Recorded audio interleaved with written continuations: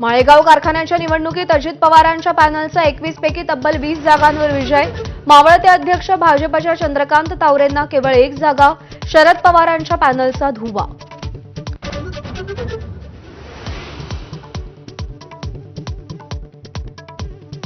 शक्तीपीठ महामार्गावरून सामनातून सरकारवर ताशेरे। ड्रीम प्रोजेक्टचं दुसरं पाप। शक्तीपीठ माफ करणार नाहीत। समृद्धी महामार्गाचा दाखला देत सरकारवर निशाणा।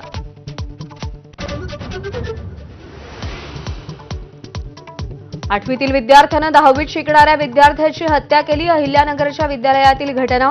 क्रिकेट खेळण्याच्या वादातून चाकू हल्ला केल्याची माहिती। मुंबई IITमध्ये अवैधरित्या राहणाऱ्या बिलाल अहमदला अटक। बनावट कागदपत्रांच्या आधारे 14 दिवसांपासून वास्तव्य। याआधीही 1 महिना राहिल्याचं चौकशीतून उघड।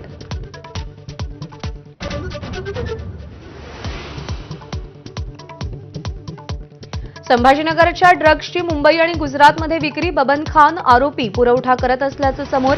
अनेक व्यवहार बिटकॉईनद्वारे केल्याची माहिती। सगळ्या 5 जणांना पोलीस कोठडी।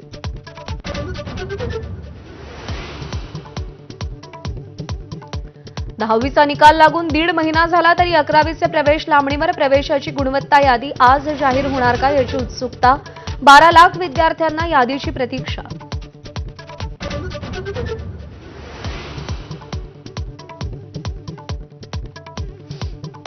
राज्यात वीज स्वस्त होणार। पहिल्यांदाच एका वर्षात 10% तर पुढच्या 5 वर्षात 26% वीज दर कमी होणार।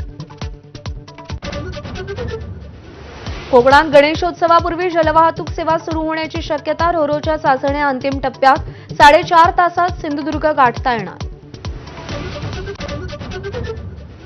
आज दुपारी 1च्या सुमारास मुंबईतल्या समुद्राला मोठी भरती येणार। यावेळी समुद्रात 4.75 मीटर्स उंचीच्या लाटा उसळणार। या मोसमातली ही सगळ्यात मोठी भरती असेल।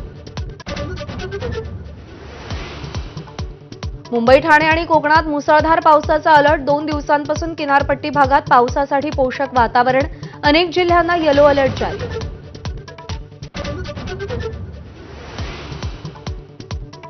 मुंबईला पाणी पुरवठा करणाऱ्या धरणात 33% पाणीसाठा। पुढील 125 दिवस मुंबईकरांची पाण्याची चिंता मिटली। 7ही तलावात 5,06,890 दशलक्ष लिटर जलसाठा। आज